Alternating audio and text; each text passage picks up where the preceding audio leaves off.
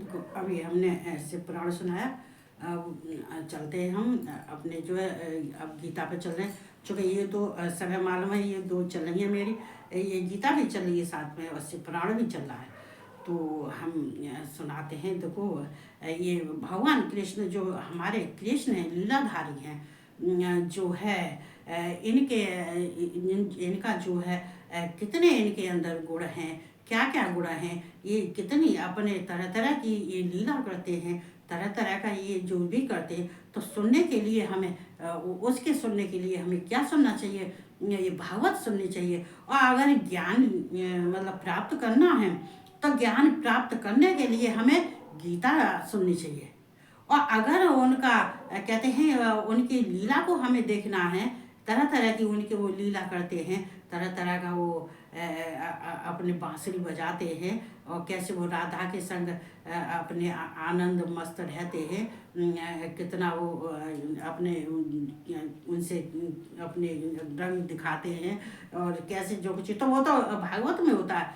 अगर हमें ज्ञान की प्राप्ति करनी है तो हमें गीता पे चलना होता है, तो हमें गीता पढ़नी होती है। क्योंकि जो ज्ञान उन्होंने गीता में दिया है, वो ज्ञान प्राप्त करने के लिए कहते हैं कि ज्ञान प्राप्त, कोई कोई इंसान तो अज्ञानी होता है, उसको ज्ञान प्राप्त होता ही नहीं है। जब ज्ञान प्राप्त नहीं होता है, जब उसको जब, तो वो क्या होता है, अज्ञानी होता है, तो वो कौन से गुणों में चले जाता है? तो वो ये रजोगुण में और तामस में चला जाता है।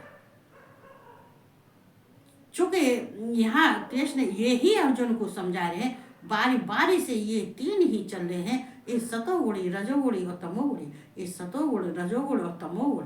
चूंकि ये कृष्ण का ये ही होता है कि कृष्ण ये समझा रहे हैं, मतलब कि ये तीन गुण वाली बात नहीं है।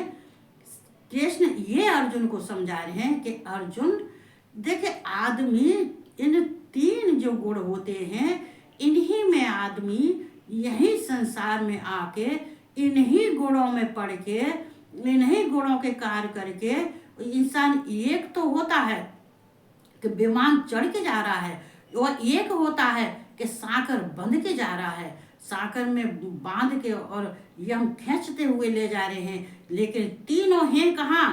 तीनों ये गुण पृथ्वी पे है, तीनों गुण पृथ्वी पे हैं। और तीनों गुणों को, ये स्वर्गलोक में ये तीनों गुण नहीं है, ये स्वर्गलोक के जितने देवता हैं ये तीनों गुणों से परे हैं। ये तीनों गुण ये मनुष्य के लिए, संसार में, ये मृत लोक में ये तीनों गुण मनुष्य के लिए दिए गए हैं। मनुष्य क्यों? कि मनुष्य के अपने स्वभाव को, अपने व्यवहार को, अपने स्वभाव को और अपने कर्मों को ये कौन से गुण में ढालता है? ये सतगुण में ढालता है कि या रजोगुण में ढालता है या तमोगुण में ढालता है। वो जैसे जो कार्य करता है, उसी कार्य के अनुसार उसके गुण प्रकट हो जाते हैं, और वो ही सतोगुणी, रजोगुणी, तमोगुणी हो जाता है। चूंकि वो यहाँ मृतलोक से कुछ लेके, स्वर्गलोक से वो ऐसा कुछ लेके नहीं आया, लेकिन संसार में आने के बाद में वो अपने को सारा कुछ भूल जाता है। अपने को जब भूल जाता है कि मैं स्वर्गलोक से आया हूँ, या मैं किसी मुक्त लोक से आया हूँ, तो हमें कम से कम क्या करना चाहिए? लेकिन वो नहीं करता है। नहीं करने के बाद में वो कहते हैं कि वो ये बंधन में बंध जाता है। ये जनक राज थे, ये जनक राज थे। जनक राज महात्मा थे, जनक थे। उन्होंने संसार के कल्याण के लिए उन्होंने सारे कार्य किए, और कल्याण के लिए ये उन्होंने ये महात्माओं के कार्य किए हैं, ये बुद्धिमान ब्राह्मण के कार्य किए हैं। ये संसार को उपदेश देने के लिए, संसार को समझाने के लिए उन्हीं जनक राज की बेटी सीता है। कहाँ पली थी? ये जनक राज के संस्कार में पली थी सीता। लेकिन यहाँ वो सीता थी, लेकिन वहां विष्णु की पत्नी थी, लक्ष्मी थी, स्वर्ग की रानी थी। लेकिन उन्होंने यहाँ जन्म लिया तो किस लिए लिया था? ये ज्ञान प्रदान करने के लिए, सबको जागृत करने के लिए, सबको कहते हैं असावधानी से सावधान रहने के लिए। तो ज्ञान, तो यही कृष्ण ने जो गीता में ज्ञान दिया है वो ज्ञान है। और जो हम रासलीला देखते हैं या उनका जो उनके तरह तरह के खेल देखते हैं, तरह तरह के उनके जो क्या उन्हें बचपन में क्या खेल खेला था, वो सब गीता भागवत में मिलेगा। तो हम चलते हैं अपने कृष्ण का, राधा रानी का ध्यान करते हैं। ओम कृष्णाय नमः, ओम वासुदेवाय नमः, ओम गोविंदाय नमो नमः, ओम राधा वल्लभाय नमः, ओम परमात्माय नमः, ओम क्लीं कृष्णाय नमः, ओम क्लीं कृष्णाय नमः, ओम क्लीं कृष्णाय नमः। ओम कृष्ण भगवान राधा रानी को मैं कोट कोट प्रणाम करती हूँ, और संसार के जितने भी हैं सबको मैं जय श्री कृष्णा और राधे राधे। तो हम चलते हैं अपने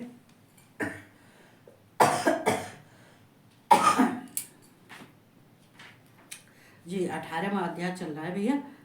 तो ये 18वें अध्याय पे हम चल रहे हैं, और हम देखते हैं कौन से पे थे।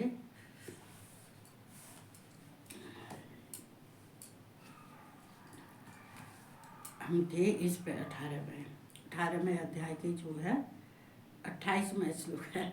18वें अध्याय का 18वें पहले से सही बनना है। तो चलते हैं। आयुक्त है, प्राकृत है, स्तब्ध है, सठोन्नस्कृत को अलस है, विषादीय दीग्र सूत्री च कर्ता तामस है उच्चते। तो दीग्र सूत्री मनुष्य कार्य करता है, लेकिन वो ऐसे कार्य करता है, वो कार्य करता ही रहता है। वो ये ही सोचता रहता है, अपने सूची बनाता रहता है, ये करूँगा मैं, वो करूँगा मैं, वो करूँगा मैं, वो करूँगा। वो पूरी जिंदगी ऐसे करते करते उसको निकल जाता है, लेकिन वो कभी अपने कार्य को पूरा नहीं कर पाता है। तो उसी को दीर्घ सूत्री कहते हैं। जो ये मुझे ध्यान आ गया किसी का, तो मैं कहने लगी, देखो जो करता अयुक्त, शिक्षा से रहित, घमंडी, धूर्त और दूसरों की जीविका का नाश करने वाला तथा शोक करने वाला, आलसी और दीर्घ सूत्री है, वह तामस कहा जाता है। क्यों तामस कहा जाता है? चूंकि उसके कार्य ही तामस के हैं। ये तीनों गुण इसीलिए तो हैं कि मनुष्य यहाँ मृत लोक में आके क्या क्या करता है, बिना विचारे, बिना सोचे, बिना विचार के करता है। आयुक्त मतलब जो कार्य करना युक्त नहीं है, जो कहते हैं आयुक्त कार्य करता है, जो कार्य नहीं करना चाहिए, ये दूसरों को मूर्ख बनाता है। जो कार्य हम नहीं करना चाहिए वो कार्य, और ना ही वो करने योग्य कार्य हैं, वो उन कार्यों को करता है, कहते हैं। और उन कार्यों को करने के बाद में और ये प्राकृत है। देखो ये प्राकृत क्या है? ये मूर्ख है। ये प्रकृति के कार्य है। प्रकृति अपना कार्य करती है, इसमें आदमी मूर्ख हो जाता है। वो कहते हैं कि वो अपना कार्य ऐसे करने को तैयार हो जाता है कि वो चाहे किसी से झूठ बोले, चाहे छल कपट करे, चाहे मूर्ख बनावे, चाहे वो कुछ करे अज्ञानी से। ये शास्त्रों के अध्ययन से कोई कार्य नहीं करता है, अपने मन से करता है, वो अज्ञानी होता है।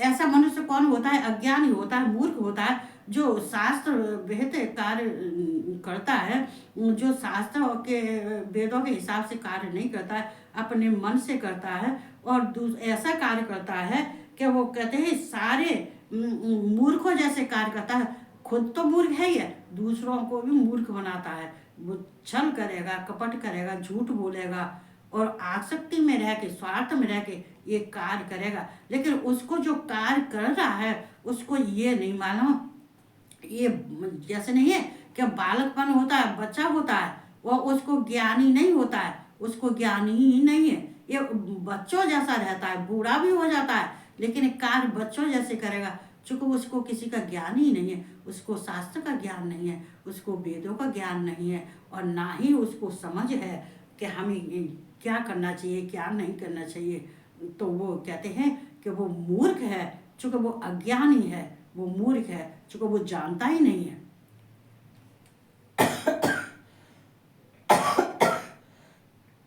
वो प्रकृति के कार्य जानता है, प्रकृति के कार्य में रमणा रहता है, वो आगे कुछ ना ही समझना चाहता है और ना ही किसी को पूछना चाहता है। वो कहते हैं मूर्खता से, अज्ञानी से अपने आप कार्य करता रहता है, न कहीं वेद शास्त्रों में पढ़ता है, न कुछ करता है, अपना जैसा मन आ जाता है वैसा कार्य करता है, क्योंकि वो अज्ञानी है। और उसको वो प्राकृत है, वो मूर्ख है। चूंकि जब ज्ञान ही नहीं है, अज्ञान पर नहाते बालक की तरह से वो कार्य करता है, तो उसको क्या कहा जाए? उसको मूर्ख ही तो कहा जाएगा। लेकिन फिर भी करता ही रहता है, करता ही रहता है। स्तब्ध है, तो वो स्तब्ध का मतलब है कठोर। जो कहते हैं जो कठोर होता है, वो कहते हैं इतना अपने कठोरता की वजह से वो किसी को मना, उससे मना, किसी से कुछ भी कहेगा, उसका दिल इतना कठोर है कि वो अपने अंदर किसी का कहते हैं कि अच्छा नहीं कर सकता है, सबका बुरा करने पर लगा रहता है। वो कठोरपन इतना दिखाता है कि अपने स्वार्थ के लिए, अपना काम सिद्ध करने के लिए कठोरता भी उसको करना पड़े, कठोर भी होना पड़े तो कठोर भी बन जाता है, सारे कठोरता के काम करता है। उसके अंदर कोई दया वाली बात नहीं होती है कि किसी के लिए दया करे। चूंकि जो सारे काम करता है वो सोचता है कि मैं बलवान हूँ, शक्तिशाली हूँ। चूंकि वो आसक्ति भरा होता है और कठोर इतना होता है कि उसको किसी का दया नहीं होती है, और ना ही उसका किसी का अपमान भी कर दे तो उसको कोई सोच चिंता नहीं रहती है, चूंकि ये उसके कठोर हृदय वाला होता है। चूंकि ये किसके काम होते हैं? ये तामस के लोग होते नहीं है, उसके अंदर जो है ये मूर्ख है, ये कठोर है। और ये सठी कहते हैं, ये सठो सठो कहते नहीं है, ये सठिया गया है। कहते हैं कि ये सठिया गया, वो सठिया गया। सठो को कहते हैं धूर्त। कहते नहीं है कि ये 60 सालों को हो गया, ये सठिया गया है। ये बहुत धूर्त होता है। सठो मतलब बहुत धूर्त होता है।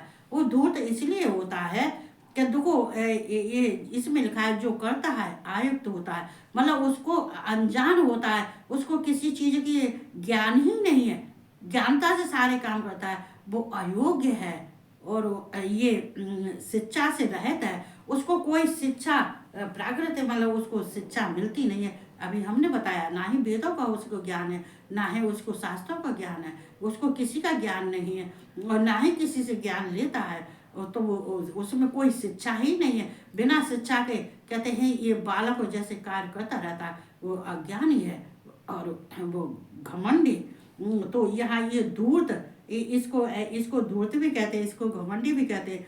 चूंकि इतना उसको घमंड होता है, इतना होता है तो वो कहता है कि जो मेरे मेरे समान तो कोई है ही नहीं है, मैं जो कुछ भी करता हूँ अच्छा करता हूँ। अपने में इतना अहंकार होता है, घमंड होता है। जब अहंकार भरे कार्य करता है, घमंड भरे कार्य करता है, उसका कार्य कोई होता ही नहीं है। वो जीवन भर ये कार्य में लगा रहता है, लगा रहता है, लगा रहता है, लेकिन उसका कार्य कोई होता ही नहीं है। और ये जो है और घमंडी होता है कहते हैं। और दूसरा और नष्टकृत कहते हैं, ये नष्टकृत। तो नष्टकृत का होता है ये दूसरों का नाश, नष्टकृत का होता है ये नाश करने वाला, ये दूसरों का नाश करने वाला होता है, दूसरों का नाश चाहता है, नाश ही करता रहता है। ये सोचता है कि इसका नाश हो जाए, मेरा अच्छा हो जाए, मेरा भला हो जाए। दूसरे के नाश के ही उसके विचार आते हैं और नाश ही के उसके कार्य करता है और नाश ही वो दूसरों को चाहता है। अपने सामने वाले का कभी भला नहीं चाहता है और ना ही अच्छा चाहता है। वो सोचता है कि इसका नाश हो जाए, चूंकि वो हर समय स्वार्थ में रहता है, क्योंकि वो तामस है और धूर्त भी है। तो और दूसरों की जीविका का नाश करने वाला, सो और दूसरों के नाश करने वाला है। देखो यहाँ अलस है, आलसी भी होता है। आलसी क्यों हुआ? चूंकि आलस में पड़ा रहता है, ना कोई कार्य करता है, ना ही कुछ किसी का से व्यवहार करता है, ना ही अच्छे व्यवहार करता है, ना कोई कार्य करता है और ना ही उसके अंदर कोई संस्कार है, कुछ भी नहीं है। आलस ही ऐसा होता है कि मालूम पड़ा पड़ा पड़ा पड़ा रहेगा, बैठा रहेगा, कोई व्यवहार वाली बात ना ही व्यवहार वाली बात है उसके अंदर कोई नहीं है। तो को उसके तामस लोगों के कितने बताए। और कहते हैं और ये दूसरों की जीविका का नाश करने वाला तथा शोक करने वाला है। मतलब दूसरा का ये सोचता है कि हम इसका बुरा हो और हम अपने हंसे, हम अपने को जो है अच्छा समझे और हंसे। इसको दूसरे का नाच देखने के बाद में उसको खुशी मिलती है, वो खुश होता है। तो ये शोक करने वाला है। और आलसी, आलसी भी होता है। और दीर्घ सूत्री, दीर्घ सूत्री का मतलब वो विचार करता रहता बहुत समय तक, बहुत काल तक। ये दीर्घ सूत्री मतलब बहुत काल तक, सूत्री माने विचार। ये सूत्री का काल विचार, ये बहुत समय तक, बहुत कालों तक अपने मनन गणना करता रहता है, बैठा बैठा सोचता रहता है, विचार करता रहता है, ये काम करूंगा, मैं वो काम करूंगा, मेरे वो काम बन जाएगा, फिर मेरा वो काम बन जाएगा, फिर ऐसे करूंगा, फिर ये बहुत समय तक, दीर्घ काल तक मतलब वो ये ही सोचता रहता है, बहुत समय तक ये विचार करता रहता है, ये सूत्र अपने बनाता रहता है, लेकिन करता कुछ नहीं है और ना ही कहीं पहुंचता है और ना ही कुछ करता है। अपने विचार बनाता रहता है, बस बिना बनाता रहेगा। कहते नहीं, वो कहते हैं कि वो खाली पुलाव बनाना, वो कैसे, वो मैं नहीं जानती वैसे जो है ये। तो जो कागज है वो क्या करता है कि वो खाली अपने विचार बनाता रहता है, समय सारा बीत जाता है, उसकी जिंदगी बीत जाती है, बुढ़ापा भी बीत जाता है, तो कुछ जिंदगी में कोई कार्य नहीं करता, मतलब विचार ही करता रहेगा। विचार चूंकि वो आलसी है, आलसी भी है, मूर्ख भी है, चूंकि वो ज्ञान जानता नहीं है, वेद शास्त्रों से ज्ञान जानता नहीं है, किसी से ज्ञानी के पास में बैठता नहीं है, चूंकि वो अपने में रहता है, अपने स्वभाव के कार्य करता है, और बल्कि किसी के दूसरे का नाश चाहता है, दूसरे का ये सोचता है इसका नाश हो तो मैं देखूं और ये, और मैं इसका जो है और मेरा अच्छा हो, सामने वाले का बुरा हो। तो ये सारे उसके अंदर हैं, दीर्घ सूत्री है, ये शो करने वाला है, आलसी है और दीर्घ सूत्री है, वह तामस कहा जाता है। हे अर्जुन, ऐसे विचारों वाला तामस कहा जाता है। वो अधोगति में रहते हैं, उनका कहीं वो नहीं पहुंचते हैं। ऐसा इंसान अधोगति में रहता है और ना ही उसको कहीं स्थान मिलता है और ना ही उसको कोई सुख मिलता है, न चैन मिलता है, और ये नरक में जाता है, इसको नरक मिलता है। चूंकि ये भगवान के मार्ग पर, ये कृष्ण के मार्ग, कृष्ण कहते हैं ये मेरे मार्ग पर नहीं जाता है और ये सारी मूर्खता के कार्य करता है। चूंकि तो ये सारे जे है ऊपर लिखे जी अभी बताए, इन्हीं में बस रहता है, तो फिर क्या होता है, ऐसा इंसान नरक में जाता है, उसको नरक मिलता है। अर्जुन, ऐसे इंसान को नरक मिलता है। बुद्धिर्भेदम धते चैव गुणतेरस्तविदम गृत्सण पोच्छम मानसम शेषेण पृथक्तेन धनज्य। ये तो यहाँ पे कैसे है, बुद्धिर्भेदम, बुद्धिर्भेदम धतेश्चैव। तो हे धनंजय, अब तू बुद्ध का और धत का भी गुणों के अनुसार 3 प्रकार का भेद मेरे द्वारा संपूर्णता से विभाग पूर्वक कहा जाने वाला सुने। देखो, गृहस्थ धर्म में रह के भी जो फल और आसक्ति को जो त्याग देता है, ये बुद्धि का मतलब क्या है, ये बुद्धि का होता है। चूंकि देखो, ये हमारा मन का कार्य कौन करती है, ये बुद्धि। ये करण भी जो आता है ये बुद्धि में ही आता है, जो अभी मैंने पीछे बताया था, पीछे के श्लोकों में आया था। जो करण है वो भी बुद्धि में आता है। ये मन के जितने कार्य होते हैं ये भी बुद्धि से होते हैं, ये मन भी बुद्धि में आता है, ये मन भी ये बुद्धि में आता है। तो यहाँ पे देखो, यहाँ कहा गया, चूंकि देखो जो देह अभिमानी होता है वो कभी सच्चिदानंद परमात्मा को प्राप्त नहीं कर सकता है। जो धृत, ये अभिमानी। तो देखो, ये बुद्ध का और धृत का भी, इनके भी 3 गुण हैं। इनके भी 3 गुण क्या हैं? अब ये 3 गुण, अर्जुन पूछते ये 3 गुण, कृष्ण ये 3 गुण क्या हैं? तो कृष्ण कहते हैं, अर्जुन अब मैं तुझे एक ही के 3 गुण बता दूं तो तेरे समझ में नहीं आएगा। जो एक ही मनुष्य के 3 गुण बता दूं तो तेरे समझ में नहीं आएगा। इसीलिए मैं बुद्धि के भी 3 प्रकार के भेद है, और ये धत के भी 3 प्रकार के भेद हैं। ये 3 प्रकार के भेद हैं इनके। तो इन गुणों के जब वो हैं, कौन से हैं? ये सात्विक, राजस और तामस, इनके भी 3 हैं। मैं तुझे अलग अलग समझाऊंगा। चूंकि तुझे एक संग समझाऊंगा तो अर्जुन तेरे समझ में नहीं आएगा।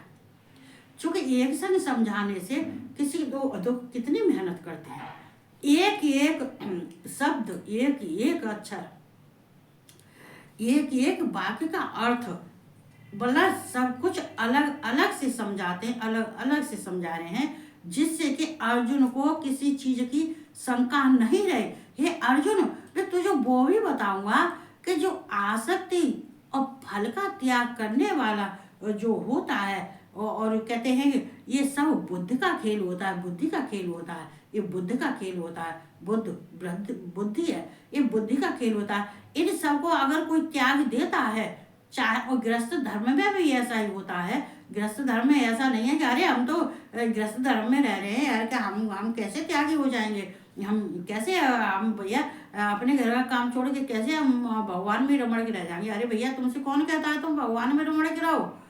अरे तुमसे ये कहा जाता है अपने अंदर के जितने विकार हैं उनको तो छोड़ो पहले, वो ही त्याग है। क्या तुम्हारे लिए ये थोड़े नहीं है कि तुम अग्नि जला के और उसके सामने बैठ जाओ और तब करो? अरे नहीं, तुम्हारे अंदर जो आत्म ज्ञान तुम तभी तो प्राप्त कर पाओगे जो तुम्हारी आत्माओं के अंदर विकार भरे हुए हैं। इन विकारों को तो निकालो पहले। तुम्हारे शरीर के अंदर इतने विकार भरे हुए हैं, इन सबको तो निकालो, तभी तो तुम त्यागी बनोगे।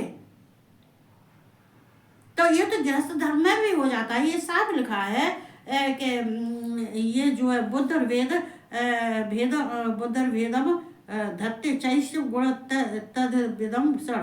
देखो ये भगवान शिव कहते हैं, भगवान कृष्ण कहते हैं कि देखो अगर हम क्या, एक बात बताओ, अभी मैंने जनक की बताई थी, जनक राज थे तो क्या वो गृहस्थ में नहीं रहते थे? क्या क्या उन्होंने अपनी पत्नी को छोड़ दिया था, सुनैना को छोड़ दिया था? कि उन्होंने सीता भी उसी में जन्म हुआ था, पृथ्वी से उत्पन्न हुई थी, लेकिन पली तो उन्हीं के था थी, वो सब थे। तो क्या उन्होंने घर को त्याग दिया था? क्या उन्होंने अपने देश को त्याग दिया था? क्या अपने गांव को त्याग दिया था? लेकिन गांव का आज भी मिथिला नगरिया नाम प्रसिद्ध है। आज भी जनक राज सीता आज भी प्रसिद्ध हैं, युगों युगों तक नाम रहेगा। जो उन्हें गृहस्थ में रह के तो वो महात्मा के हो गए थे, महात्मा के कार्य किए थे। तो इंसान के लिए भी यही कहते हैं। तो संपूर्णता से विभाग पूर्वक कहा जाने वाला सुन। तो कह रही है 3 प्रकार के भेद मेरे द्वारा संपूर्णता से विभाग पूर्वक कहा जाने वाला सुन। इनके भी विभाग होते, 3 विभाग हैं, उन्होंने बारी बारी से समझा रहे हैं। तो हमें यहाँ तो कृष्ण कह रहे हैं कि तू अर्जुन ये सुन कि देखिए, इसलिए मैं बारी बारी से समझाऊंगा कि गृहस्थ में रह के तू बेशक तू मेरे पास रहता है, बेशक तू युद्ध करेगा, युद्ध करने जाएगा, युद्ध भी करेगा, मैं तेरे साथ भी रहूंगा, तेरे गृहस्थ में भी तू रह रहा है, गृहस्थ में ही तू रहेगा, तू गृहस्थ तो छोड़ेगा नहीं, और ना ही हम तो उसे गृहस्थ छुड़वा सकते हैं। पर लेकिन तेरे कार्य अलग होने चाहिए, कार्य ऐसे होने चाहिए जो तो युगों युगों तक सब तेरा नाम ले, सब तुझे जाने। और ये कहते हैं तेरा कार्य नहीं है तू जो कर रहा है, ये लोक कल्याण के लिए, लोक हित के लिए, ये कार्य लोक हित के लिए है, जैसे कि जनक राज ने भी किए थे। तो हमें कहते हैं अरे हम भगवान की प्राप्ति घर में रह के कैसे कर लेंगे? घर में रह के भगवान की प्राप्ति नहीं करी तो तुम्हारा जीवन ही बेकार, तुम्हारा जीवन व्यर्थ, तुम्हारा जीवन किस चाहत में जाएगा? 4 अगर तुम घर के कार्य कर लोगी, फिर उसके बाद में क्या है, 10 घर बतलाओगे, 10 गलियां खूंदोगी, 10 जगह जाओगे, क्या क्या करना है? तो हमारे पास में जो शेष समय बचता है वो हम अपने भगवान को देते हैं। हमारा घर का कार्य करने के बाद में जो शेष टाइम बचता है हम अपने भगवान के कार्य में लगाते हैं। और जो उनके पाठ पूजा है तो वो हम अपनी लगन से, हम उन जिस टाइम पे हम पूजा करते हैं चाहे उसी टाइम पे हम जाते हैं, चाहे हम किसी लेट है या वो एक अलग बात है। तो हमें ये ज्ञान तो कृष्ण कह रहे हैं ये मैं तुझे ये ज्ञान, इनके भी तीन तीन भेद हैं, तो मैं तुझे तीनों भेद से अलग अलग तुझे मैं बताऊंगा। ये भी विभाग रहते हैं, सारे गुण विभाग रहते हैं, ये कहते हुए सब कहते हैं। तभी तो कहते हैं कि गीता का ज्ञान तो लेना है तो गीता से, कृष्ण से लो, गीता में लो, कृष्ण से लो। चूंकि कृष्ण समझा रहे हैं अर्जुन को, और गीता समझा रही है हमको। कृष्ण समझा रहे हैं अर्जुन को, तो गीता हमें समझा रही है। तो फिर क्या कृष्ण तुम्हें घर में तुम्हारे पीड़ा बिछाएगी तो नहीं बैठ जाएंगे कि आओ हम पुस्तक तुम्हें पढ़ा रहे, तुम्हें ज्ञान दे रहे। ज्ञान तो तुम्हें गीता ही से लेना पड़ेगा ना। तो सबको ध्यान रखना चाहिए, अपने जीवनचर्या पर ध्यान रखना चाहिए, और अपने जिंदगी की तरफ भी देखना चाहिए। अपने जन्म मृत एक जन्म नहीं होता है, बार बार जन्म लेते हैं, बार बार जन्म लेते हैं। अभी मैंने जन्म की अभी षष्ठी की रचना उसमें से पुराण में बताई थी, जो ब्रह्मा ने किया है। तो भाई ये जन्म एक जन्म नहीं है, हमारा ये मिट्टी का शरीर है, ये तो मिट्टी में मिल जाता है, इससे क्या लेना था। फिर आगे मर गए, फिर आगे 13 दिन तक जो प्राणी कहाँ रहता है, जिस जगह पर उसकी मृत्यु होती है वो 13 दिन तक वहां रहता है। और 13 दिन बाद, 13वीं होने के बाद में 13 दिन बाद फिर वो अपने उस मार्ग पर जाता है जिस मार्ग पर भगवान कृष्ण या भगवान शिव जिस मार्ग पर भेजते हैं, फिर उस मार्ग के वो प्रस्थान कर जाता है। चाहे उसे को यमराज की उसमें जाना चाहिए, और चाहे स्वर्ग लोक की रास्ता जाना चाहिए, 13 दिन बाद वो अपना प्रस्थान कर देता है। तो हमें ऐसे ही ध्यान रखना चाहिए अपने। इतने कहते हुए सबको जय श्री कृष्णा और राधे राधे, और सबको गुड नाइट।